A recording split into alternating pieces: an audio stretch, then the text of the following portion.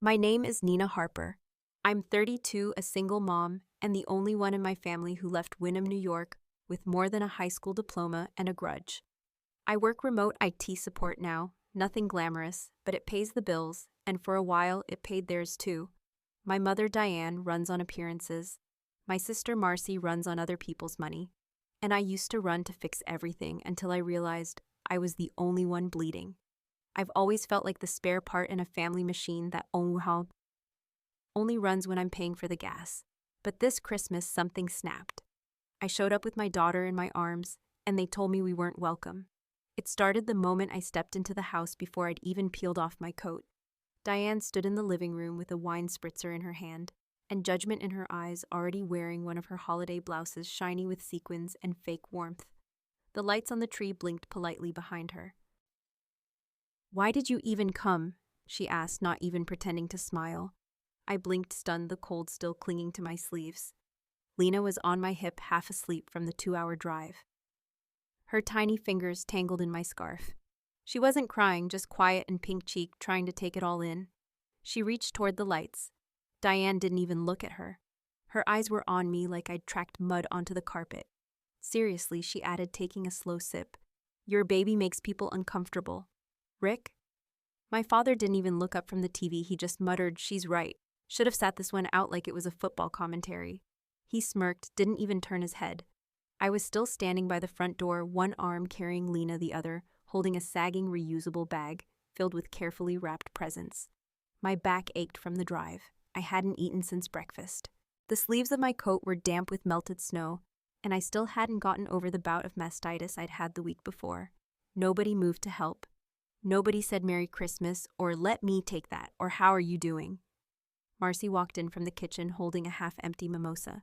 She looked me up and down like I was a pile of unwashed laundry. One of her twins was already on the living room floor with a new tablet, probably bought with the gift card I sent her last year. He didn't look up either. No one asked about Lena, not even once. It was like she didn't exist. "If I'm not welcome, that's fine," I said, voice flat. "But you need to know something. This is the last time I do this."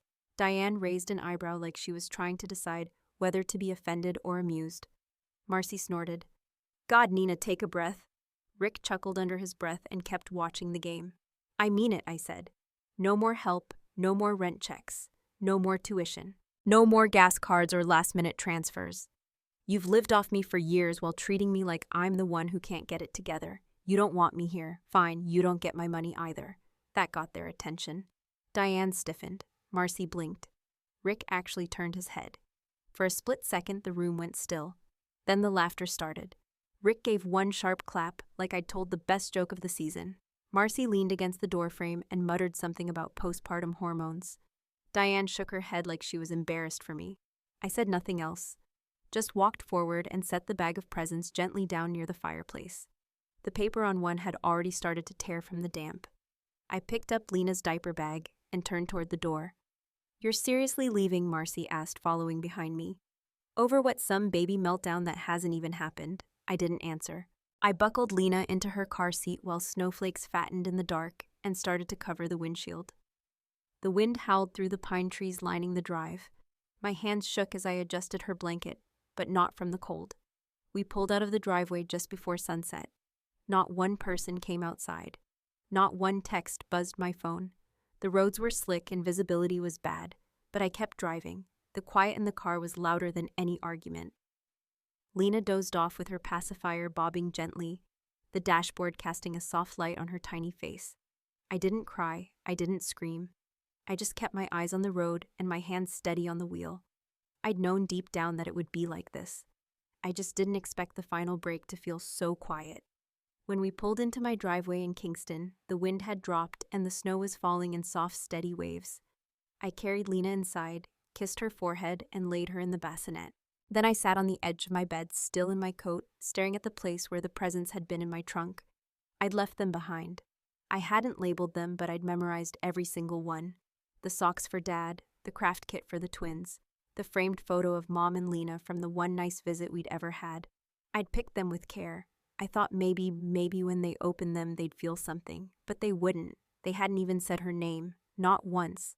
And for the first time in my life, I realized I didn't want them to.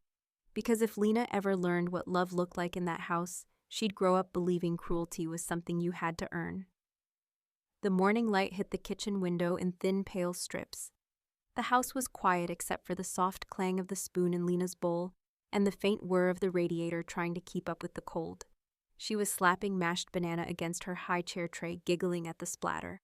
I couldn't even pretend to smile. No texts, no missed calls, nothing. I stared at the screen on my phone like it might flicker to life with an apology or at least a half-hearted emoji. But there was nothing. Not even a lazy Merry Christmas from Rick. No blurry photo of the twins holding up gifts. No guilt trip from Diane. It was as if I'd never been there. As if I hadn't spent 3 days wrapping presents and 2 hours sliding through a snowstorm to deliver them. I sipped my coffee. It had gone cold while I'd been staring. Something in me had shifted, not snapped. Snapping would have made noise. This felt quieter than that. More final. Lena tossed a chunk of banana to the floor and squealed in delight. I knelt down with a paper towel and cleaned it up her little legs, kicking against the tray.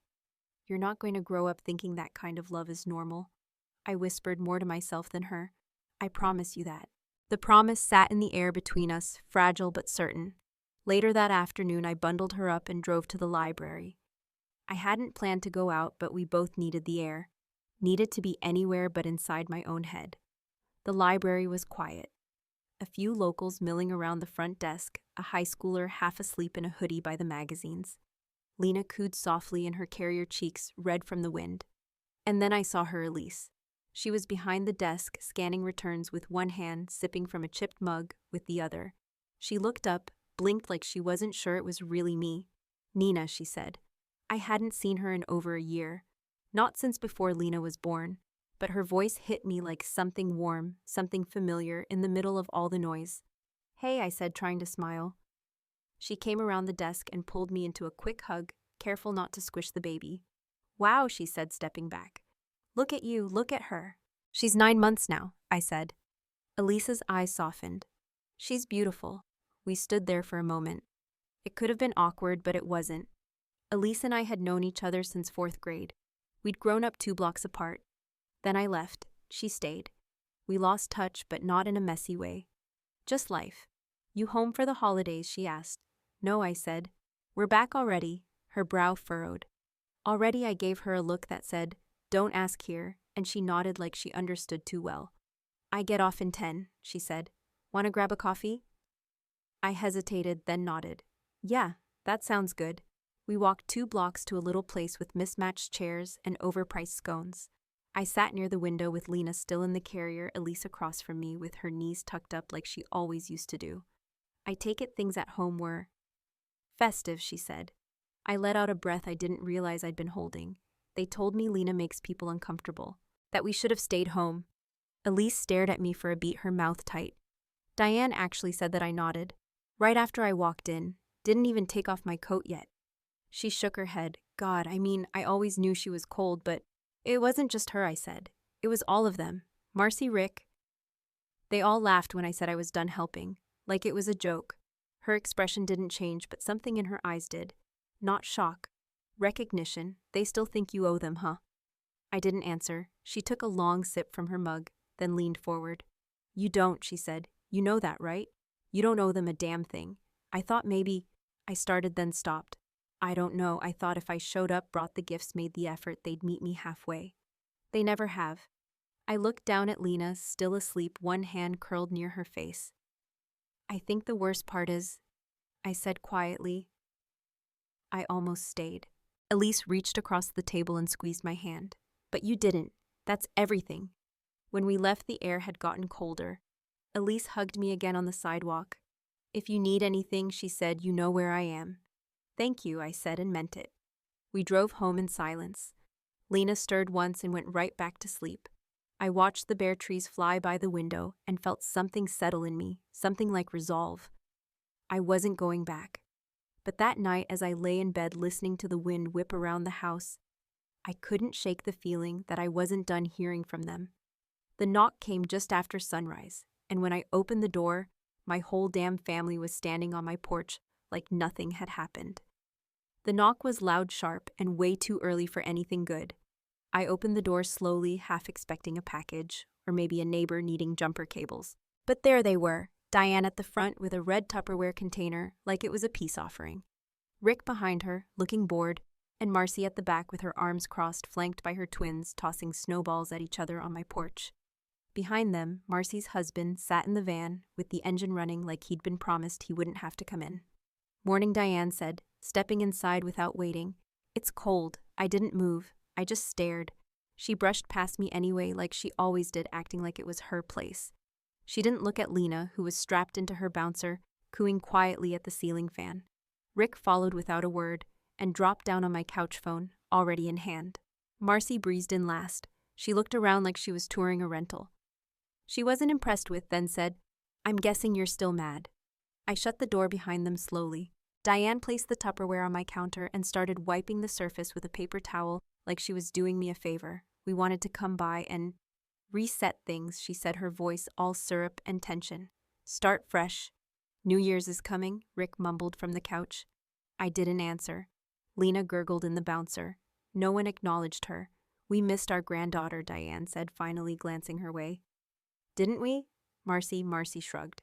Sure. I stood with my back against the door, arms crossed. So this is an apology. We're saying we were wrong, Diane said. That's a start, isn't it? Rick chimed in without looking up. I didn't mean it like that, Marcy added. You were just emotional. It wasn't personal. That word again. Emotional. Like I'd flipped out for no reason. Like I hadn't been holding everything together with one frayed thread. They moved around my house like they belonged there. Marcy pulled out her phone and started scrolling. Rick turned up the volume on the TV. Diane rummaged through my cabinet and helped herself to a mug for tea. We just want to move forward, Diane said. I stared at her. She didn't look sorry. She looked rehearsed. We want to be part of Lena's life, Marcy added, still not looking at Lena. The boys miss her. She didn't even try to make that sound real. I stayed silent, watching them slip into their roles like nothing had happened. Rick offered to shovel the driveway. Diane mentioned she bought new decorations for New Year's. Marcy said they could pick us up if I didn't want to drive. None of them said sorry, not once. That night, after they'd eaten the leftover chili I'd made for myself and used up my hot water and left dishes in the sink, they all dozed off like it was any other night. Rick snoring on my couch. Diane curled in the rocker, tea in hand, like a martyr. Marcy stretched out in the guest bed with the door wide open. I moved through the house like a ghost. Around midnight, I found Diane's purse in the bathroom, left on the counter like always. Her phone buzzed as I reached for the hand towel. I didn't touch it, but I didn't need to. The screen lit up with a text preview. From Marcy, told you she'd fold. She always does. I stared at the words. My fingers went numb. I walked back through the living room and looked at them all snoring soft, tucked in like this was theirs. They didn't come to make peace. They came because the money stopped. They thought I wouldn't notice. That I'd be so desperate to fix things I'd open the floodgates again. I turned off the lights in the hallway, walked into Lena's room. She was sleeping soundly, arms above her head, chest rising slow and easy. I sat beside her crib and waited until the heat of anger wore off. Then I opened my laptop, logged into every account I'd linked to them. Utilities, tuition, streaming services, grocery deliveries, the car insurance Marcy pretended she didn't have. And I shut it all off. Every single one. The room was quiet. Only Lena's soft breathing filled the space. My phone buzzed once from the kitchen, then again, then again. I didn't get up. I sat still, staring into the dark. Because if this was a game, they just realized I'd changed the rules. And this time, I wasn't folding. By morning, Aunt Cora would call, and everything I suspected would be confirmed in one sentence. I'll never forget. They had it all planned, Nina. Every word of it. They had it all planned, Nina. Every word of it. Aunt Cora's voice was calm, but it landed like a punch. I held the phone between my shoulder and ear, one hand on Lena's bottle, the other gripping the kitchen counter to stay steady. They were sitting around the dining table like it was a joke, she continued. Diane had a glass of wine in one hand, laughing about how dramatic you were. Your father said she thinks we need her, but she'll come crawling back. I closed my eyes, and Cora paused. Marcy said you're not broke financially, just emotionally, that you'd crack first. The room tilted slightly. I hadn't eaten yet, and the air felt too thick. I wasn't going to say anything, she admitted, but when I heard how sure they were that you'd cave, I couldn't let them be right. I swallowed. Thank you, Cora sighed. You don't deserve this. They're using you. They always have. I knew they leaned on you, but this was cruel. When we hung up, I didn't cry. I didn't scream. I just moved. I opened my laptop and started killing the connections one by one. Mortgage support canceled. Tuition for the twins gone. Grocery auto reload stopped. Streaming services logged out and locked. The family phone plan gone. Every string they could pull. I cut it. I blocked every number I recognized. Diane, Rick, Marcy, even her husband. I stood there with my hand hovering over the mouse, breathing in silence, expecting the world to shift to crack to explode. It didn't, but the text started within the hour. New numbers, new attempts. Rachel, what's going on? Hey, we think your bank glitched. You didn't mean to cancel all that, right? You're punishing the kids, Nina. How could you do this? And my favorite, after we tried to make peace. I turned off my phone. Instead of spiraling, I opened an old spreadsheet. I wasn't sure why. Maybe I needed proof that I wasn't imagining it, that I hadn't overreacted. But once I started listing the money I'd sent over the past 2 years, car repairs, insurance, top-ups, surprise bills, therapy sessions, school fees, even Marcy's weekly treat yourself money, I couldn't stop. By the time I reached the bottom of the list, I'd tallied more than I made in my first salaried job out of college. They hadn't just depended on me. They'd built their lives on me. I sat back in the chair numb. Then came the doorbell. I froze, peered through the peephole. No one. I opened the door slowly, and there it was, a plain brown box, no return address, just my name in black marker. I brought it inside, heart pounding, and opened it on the kitchen table. Inside was a photo in a cheap white frame. Me on Diane's living room floor, holding one of Marcy's twins 3 Christmases ago. We were both laughing. It was a good picture, postcard good. Taped to the back was a note in neat handwriting I didn't recognize. You were happy once. That's the version of you we miss. Think about that before you ruin what's left. I stared at the photo, bile rising in my throat. Whoever wrote it thought they were being clever, subtle manipulation wrapped in nostalgia. But the message was clear: you're not allowed to change. I placed the frame face down on the counter and turned on every light in the house. That night, I moved Lena's crib into my bedroom. I didn't think they'd do anything reckless, but I didn't trust them not to. After she fell asleep, I sat on the couch in the dark scrolling. That's when I saw the post. A family friend, someone who had always been in Diane's orbit, had posted something vague but sharp on Facebook. Sad when people forget who raised them. Even sadder when they think cutting ties is strength. You can't delete your family. She didn't tag me, but the comments were full of familiar names. People I'd grown up around. People who used to tell me how proud they were of me for making it out. Making something of myself. Diane's name showed up 3 times in the comments, all hearts and weepy emojis. They were already rewriting the story. I clicked out of the app, closed my laptop, sat back on the couch and stared at the ceiling. And then I smiled, because they had no idea how much worse it was about to get for them. The next day I got a voicemail from Rick, calm, careful, almost kind, and that's when I knew they were starting to panic. The voicemail came just after noon. I didn't answer the call, didn't even recognize the number. But something told me to listen when the notification popped up. I sat at the table, Lena asleep in her crib, the quiet around me so still it felt suspended. Rick's voice crackled through my phone speaker. Hey, it's me. I know it's been tense. I just think maybe things got out of hand. Your mom, Marcy, they overreacted. You did too, but we're all guilty of that sometimes. Look, I don't agree with how everything went down, but maybe we can talk. Just you and me. I miss my granddaughter. There was a pause. Call me. Maybe we can work something out. I played it twice. The first time I felt a flicker of something. Was it guilt? Loneliness? The second time I felt nothing but clarity. He missed the money. Not once did he say he was sorry. Not for the sit this one out comment. Not for laughing when I walked out. Not even for pretending Lena didn't exist. He wanted the faucet turned back on. That was all. The next one came from a mutual friend, Sharon, someone I hadn't spoken to in years, but who'd always kept tabs on the family from the safety of social media. Her message was short.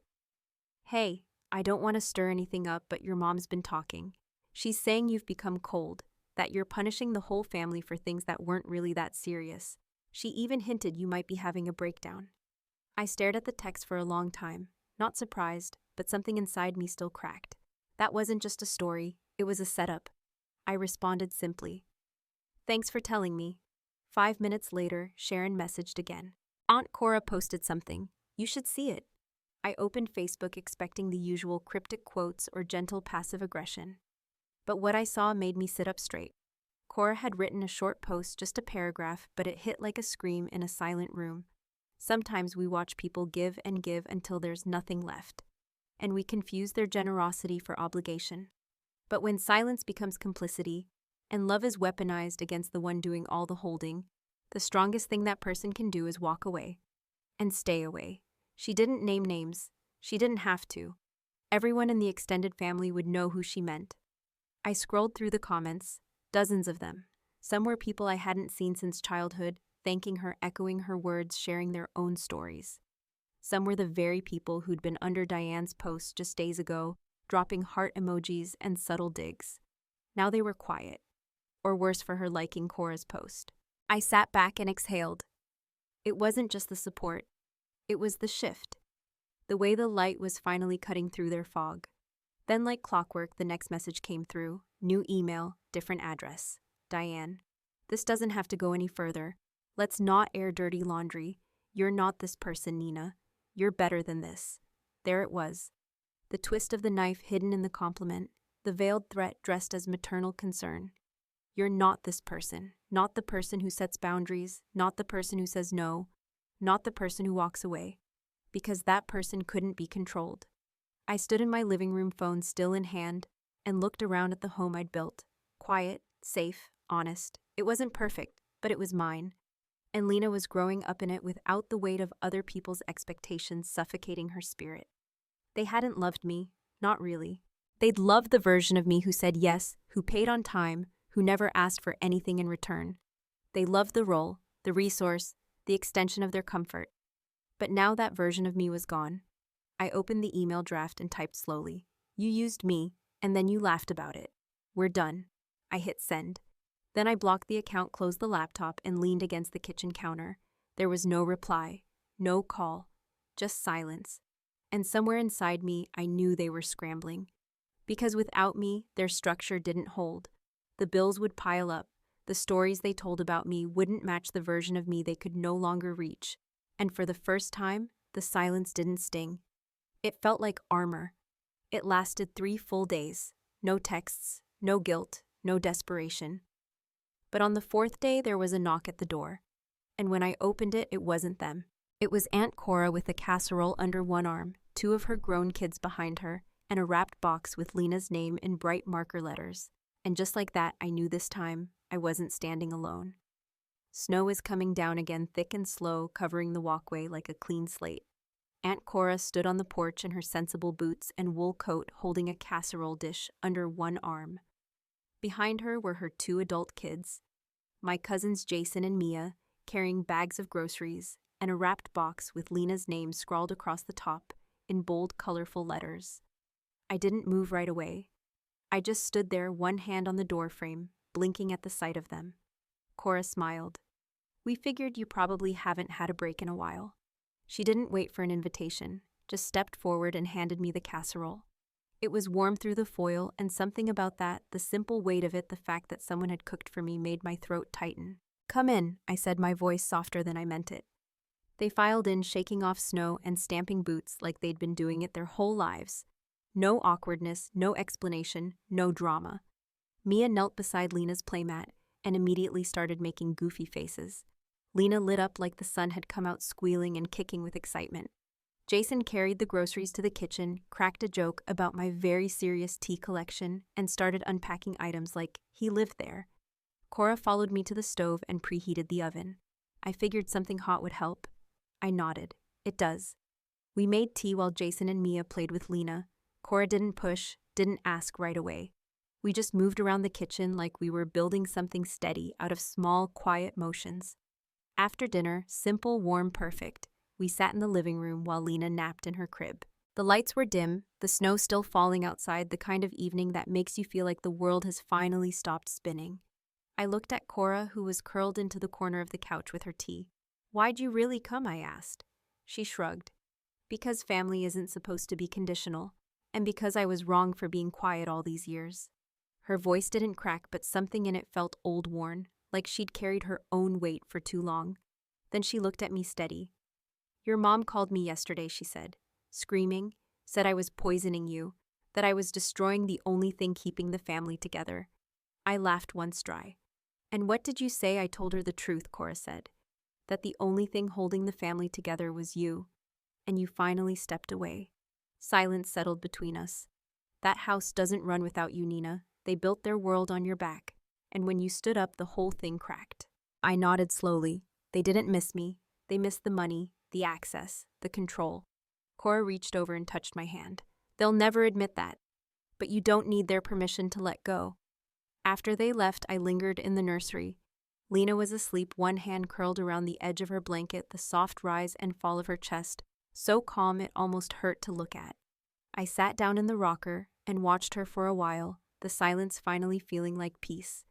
And then I thought about that moment back in Diane's living room, the way Lena had clung to me quiet and wary, not crying but unsettled. Maybe she knew.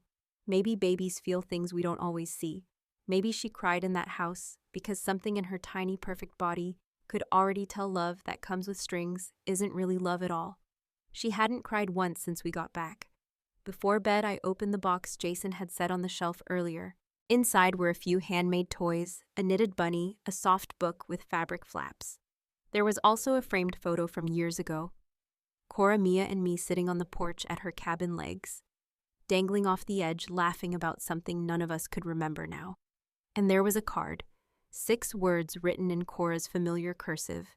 "You're not alone, not anymore." I set the card on the shelf above Lena's crib and turned out the light. That night I slept through. No checking my phone, no waiting for the guilt to creep back in. No lists in my head about what bills needed covering, what favors needed fulfilling, what pieces of myself I could spare to keep everyone else comfortable.